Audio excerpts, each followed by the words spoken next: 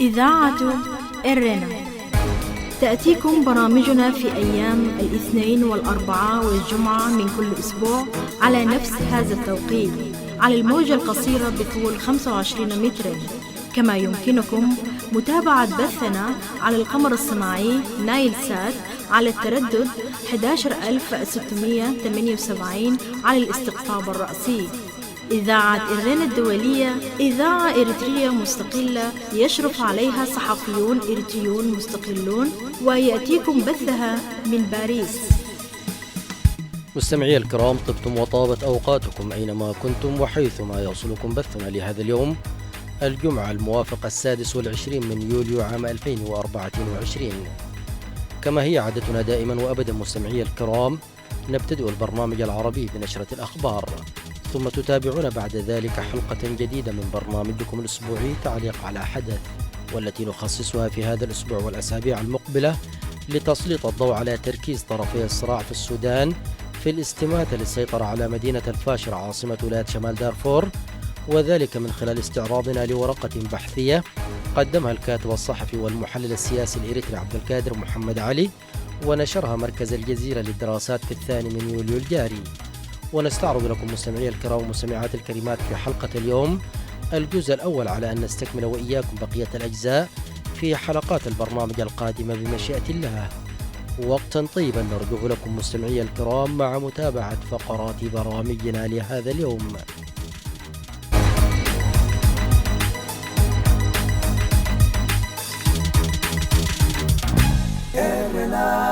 المستمعون الكرام، فيما يلي أقدم لكم نشرة الأخبار أبتدئها بالعناوين.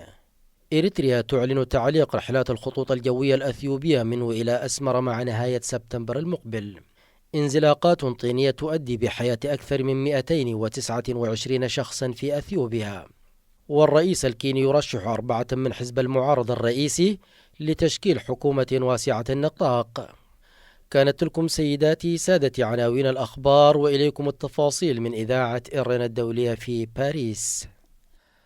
أعلنت إريتريا تعليق رحلات الخطوط الجوية الأثيوبية من وإلى أسمر اعتبارا من 30 من سبتمبر المقبل.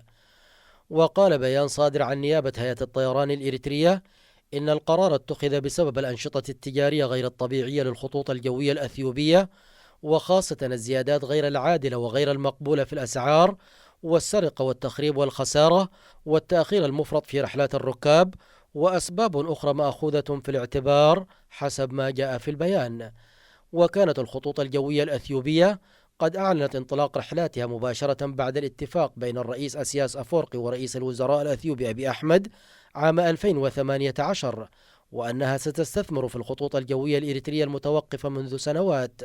وفيما بعد رفضت الحكومة الإريترية طلبا بتحويل قيمة مبيعات تذاكر الخطوط الجوية الأثيوبية في أسمرة من العملة المحلية النقفة إلى الدولار. وفي يونيو عام 2023 تم الإعلان رسميا عن فشل الخطوط الجوية الأثيوبية في تحويل 2,500,000 دولار من مبيعات تذاكر رحلاتها في إريتريا. وعقب هذا الحادث ولأسباب أخرى أيضا، ألغت شركة الخطوط الجوية الأثيوبية خطتها الاستثمارية للاستحواذ على حصة أغلبية في الخطوط الجوية الإريترية. وبحسب مصادر قريبة من شركة الخطوط الجوية الإريترية، تبحث شركة الخطوط الجوية الإريترية التي أوقفت خدماتها منذ العام 2023 عن شركاء آخرين لإحياء شركة الطيران. فيما قالت مصادر لإذاعة إرنا إن إريتريا أوقفت رحلات الخطوط الجوية الأثيوبية من وإلى أسمرة لأسباب سياسية وليس لقضايا تتعلق بسلامة الركاب. أعلنت السلطات المحلية في أثيوبيا مقتل 229 شخصا على الأقل جراء انزلاق للتربة الاثنين عقب هطول أمطار غزيرة في جنوب البلاد. وأشار رئيس لجنة الحد من مخاطر الكوارث في المنطقة هبتامو فيتينا إلى أن الضحايا بينهم نساء وأطفال، وقال إن جهود البحث والإنقاذ مستمرة وإن عدد القتلى مرشح للارتفاع. وهذا أسوأ انزلاق للتربة تشهد أثيوبيا، ثاني أكبر دولة من حيث عدد السكان في القارة الإفريقية. وأشارت هيئة الإذاعة والتلفزيون الأثيوبية إلى أنه وفق مسؤول منطقة غوفا أن معظم الضحايا طمروا فيما كانوا يساعدون سكان منزل تضرر بانزلاق أول للتربة. ووقع الانهيار الأرضي صباح الاثنين في بلدة غيزغوفا بمنطقة غرفة جنوب البلاد بعد هطول أمطار غزيرة في المنطقة، وهي منطقة ريفية جبلية نائية يصعب الوصول إليها، وتبعد أكثر من 450 كيلومتر عن العاصمة الأثيوبية أديس أبابا. من جهته أبدى رئيس مفوضية الاتحاد الإفريقي موسى فكي تضامنه مع الشعب الأثيوبي وحكومته، وقال: نصلي من أجل عائلات الأشخاص الذين فقدوا حياتهم بشكل مأساوي في انزلاقات تربة مدمرة. وكان جنوب أثيوبيا من المناطق التي تضررت جراء الفيضانات في أبريل ومايو خلال موسم الأمطار القصير، وبدأ موسم الأمطار الطويل في البلاد الواقع في شرق إفريقيا في يونيو الماضي. رشح الرئيس الكيني ويليام روتو الأربعاء 4 أعضاء من حزب المعارضة الرئيسي لتشكيل حكومة واسعة النطاق كان قد وعد بتشكيلها ردا على الاحتجاجات التي عمت البلاد، لكن نشطاء انتقدوا الحكومة الجديدة ووصفوها بأنها صفقة فاسدة. وبحسب ما ذكرت وكالة رويترز للأنباء، وصف الرئيس روتو الحكومة الجديدة بأنها شراكة ثاقبة للتحول الجذري في كينيا، فيما قال المحتجون إن حكومة الوحدة ستديم تقليدا يتلخص في استمالة الزعماء للمعارضة على حساب الشعب. وكانت كينيا قد شهدت احتجاجات واسعة في يونيو الماضي عقب مصادقة البرلمان على قانون الضرائب الجديد، مما أدى إلى مقتل أكثر من 50 شخصا على يد القوات الحكومية. واضطر الرئيس الكيني إلى إعلان سحب القرار، وحل معظم أعضاء حكومته على خلفية الاضطرابات، لكن الاحتجاجات استمرت بعد ذلك، مطالبة الرئيس ويليام روتو بالاستقالة وإجراء إصلاحات طويلة الأمد لمعالجة الفساد. بهذا أصل إياكم مستمعي الكرام إلى نهاية النشر الإخبارية لهذا اليوم. وقتا طيبا أرجوه لكم مع متابعة بقية فقرات برامجنا. راديو إيرنا.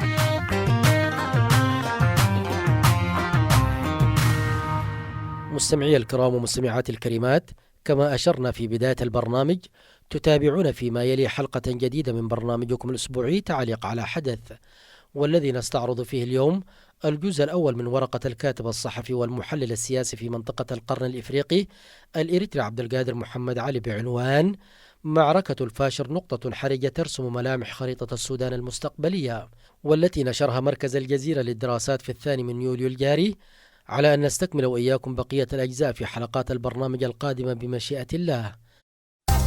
إذاعة إيرينا، صوت مستقل لإريتريا. أهلا بكم مجددا مستمعي الكرام ومستمعات الكريمات في حلقة جديدة من برنامجكم الأسبوعي تعليق على حدث. وحلقة اليوم من البرنامج والحلقتان اللتان تليان هذه الحلقة في الأسابيع القادمة نخصصها للشأن السوداني، وبالأخص للحرب الدائرة بين طرفي الصراع في مدينة الفاشر عاصمة ولاية شمال دارفور، والتي تشهد قتالا ضاريا بينهما منذ أشهر في محاولة متكررة من الدعم السريع للسيطرة على آخر معاقل الجيش السوداني في إقليم دارفور. وفي المقابل تشهد المدينة دفاعا مستميتا من الجيش السوداني والقوات المشتركة للحركات المسلحة من أبناء الإقليم التي تقاتل إلى جانب الجيش. وعكست ضراوة القتال في المدينة الأهمية الحيوية والاستراتيجية للفاشر، وتجلى ذلك في استصدار مجلس الأمن قرارا في 13 يونيو الماضي يطالب فيه قوات الدعم السريع وقف حصار مدينة الفاشر ووقف فوري للقتال وتخفيض التصعيد في محيطها وسحب جميع المقاتلين الذين يهددون سلامة المواطنين والسماح الفوري بالمرور السريع لقوافل الإغاثة، وهو ما لم تتم الاستجابة له. وهاجمت قوات الدعم السريع مدينة الفاشر صباحية اليوم الثاني لصدور قرار مجلس الأمن الدولي بأعداد كبيرة من مقاتليها بقيادة اللواء علي يعقوب جبريل في محاولة لاختراق دفاعات الجيش السوداني والقوات المشتركة للحركات المسلحة والوصول إلى مقر الفرقة العسكرية، حيث قتل اللواء علي جبريل قبل الوصول إلى هدفه في كمين نصبته له القوات المشتركة. وعلي يعقوب جبريل هو من القيادات النوعية وصاحب قرار على مستوى قيادة الدعم السريع، وعمل في حرس الحدود قبل تكوين الدعم السريع، ومقتله كان خسارة كبيرة للدعم السريع الذي أصبح حتى الآن دخول مدينة الفاشر والسيطرة عليها أمرا عصيا عليه. مستمعي الكرام ومستمعات الكريمات، حول أهمية مدينة الفاشر والمعارك الدائرة فيها والتكتيكات العسكرية المتبعة وأهم السيناريوهات المحتملة، يسعدنا في حلقة اليوم والحلقات المقبلة من البرنامج أن نستعرض لكم ورقة قدمها الكاتب الصحفي والمحلل السياسي في منطقة القرن الإفريقي الإريتري عبد القادر محمد علي بعنوان معركة الفاشر، نقطة حرجة ترسم ملامح خريطة السودان المستقبلية، والتي نشرت في مركز الجزيرة للدراسات في 2 يوليو الجاري. نتابع سويا. راديو إيرنا راديو إيرنا كاب كتما باريس محلالف بإرتوارن غازيتنياتا زدالو نتا راديو.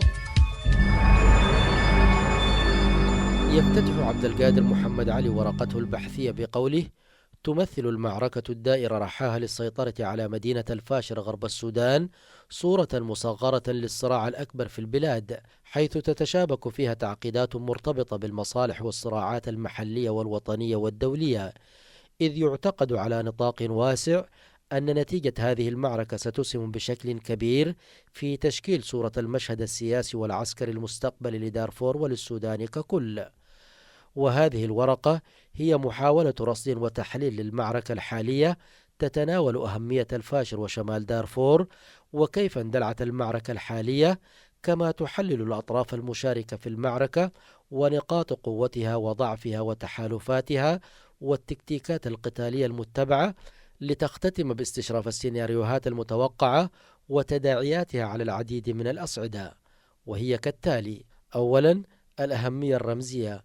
تتمتع الفاشر برمزية فائقة على العديد من المستويات، فهي من جهة تمثل عاصمة آخر ولاية من ولايات دارفور الخمس لا تزال تحت سيطرة الحكومة السودانية، وبالتالي فإن السيطرة عليها تعني السيطرة على ولاية شمال دارفور الاستراتيجية واكتساب وزن أكبر في أي جولة مفاوضات قادمة.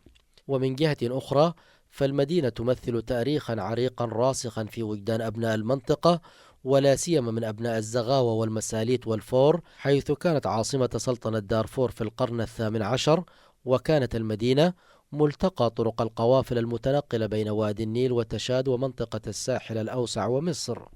ما زلتم مستمعي الكرام ومستمعات الكريمات تتابعون حلقة جديدة من برنامجكم الأسبوعي تعليق على حدث، والذي يأتيكم اليوم بعنوان معركة الفاشر، نقطة حرجة ترسم ملامح خريطة السودان المستقبلية. فاصل قصير ونعود إليكم، فابقوا معنا. هذه إذاعة إيرنا. ثانيا، الأهمية الإدارية. وباعتبارها عاصمة ولاية شمال دارفور، فإن الفاشر هي المركز الإداري للولاية، حيث تستضيف المؤسسات والمكاتب الحكومية وقيادة الفرقة السادسة بالجيش، كما أنها مركز تعليمي وصحي يضم العديد من المؤسسات التعليمية بما في ذلك جامعة الفاشر، وتحتوي المدينة على المرافق المتعلقة بالخدمات الاجتماعية والرعاية الصحية المحدودة التي تلبي احتياجات سكان المدينة والنازحين إليها. ثالثا، أهمية جيوسياسية. وبجانب كونها تعادل 57% من إجمالي مساحة دارفور الكبرى، تتميز ولاية شمال دارفور بموقع استراتيجي، حيث يحدها من الشمال الغربي والغرب كل من ليبيا وتشاد على التوالي، كما أنها محادة ل7 ولايات سودانية وتربطها طرق حيوية ب4 ولايات والخرطوم. رابعا، أهمية إغاثية. على المستوى الإنساني والإغاثي، تحولت المدينة إلى مراكز للنشاطات الإغاثية منذ بدء الصراع في إقليم دارفور عام 2003، كما احتضنت المدينة المقر الرئيسي لبعثة العملية المختلطة للاتحاد الإفريقي والأمم المتحدة في دارفور يوناميد، إلى جانب العديد من المنظمات غير الحكومية الدولية ومنظمات الإغاثة. ومع اندلاع الحرب الحالية في السودان في أبريل عام 2023، مثلت المدينة ملاذ دارفور الآمن الذي نزح إليه الآلاف من الهاربين، في حين تقول حكومة الولاية إن بها نحو 1.5 مليون نازح، أغلبهم من النازحين جراء حرب دارفور منذ العام 2003، ويقيمون في 3 مخيمات قرب مدينة الفاشر. خامسا، أهمية اقتصادية. تمثل الفاشر المركز الاقتصادي النابض في شمال دارفور، وتشتهر المناطق المحيطة بها بإنتاجيتها الزراعية في محاصيل كالدخن والذرة والفول السوداني، بجانب تربية الماشية، حيث تمتلك المنطقة ثروة هائلة منها، كما تعد المدينة السوق المركزي لأبناء الولاية، بجانب كونها نقطة عبور نشطة للبضائع من وإلى السودان نتيجة مجاورتها لكل من ليبيا وتشاد.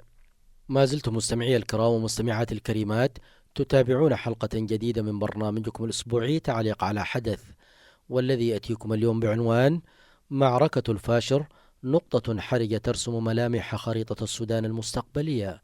فاصل قصير ونعود إليكم، فابقوا معنا. إذاعة إرينا، صوت مستقل لإريتريا. الصعيد الثاني، كيف بدأت معركة الفاشر الأخيرة؟ يقول عبد القادر محمد علي: تشير العديد من المصادر إلى أن حالة من السلام الهش كانت سائدة حول الفاشر نتيجة تفاهمات غير مكتوبة مستندة على الحياد الذي تبنته الحركات المسلحة الدارفورية، وإعلان القوة المشتركة لحركات الكفاح المسلح في نوفمبر عام 2023 أن الفاشر خط أحمر، وأنها ستخوض حربا مع قوات الدعم السريع إذا تم تجاوز هذا الخط، وهو ما أدى إلى هدنة هشة بين جميع الأطراف استمرت لعدة أشهر.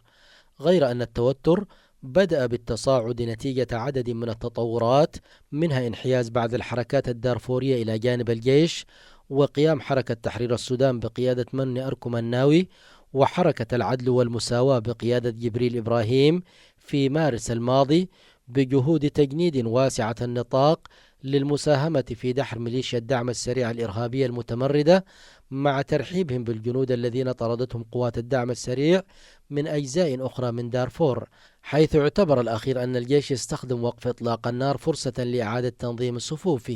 وفي 14 من أبريل سيطرت قوات الدعم السريع على مدينة مليط الاستراتيجية شمال شرق الفاشر والرابطة لشمال دارفور بليبيا، ما يعني قدرة هذه القوات على شق طريق إلى ليبيا للحصول على الدعم والإمدادات. وقامت خلال هذه الحملة بمهاجمة وإحراق العديد من القرى التي يقطنها أبناء القبائل غير العربية، ما قاد إلى تطويق المدينة. وفي مايو انفجر الصراع الحتمي حول السيطرة على مدينة الفاشر، حيث تبادل كل من قوات الدعم السريع والجيش السوداني الاتهامات بإشعال فتيل المعركة.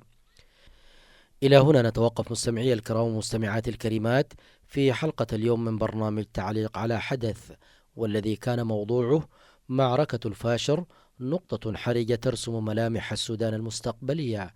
على أن نواصل وإياكم مستمعي الكرام ومستمعات الكريمات متابعة بقية أجزاء الموضوع في حلقات البرنامج القادمة بمشيئة الله، وستكون بداية الحلقة القادمة عن الأطراف المشتركة في معركة الفاشر وأبرز نقاط القوة والضعف فيها، بالإضافة إلى التكتيكات العسكرية المستخدمة في المعركة.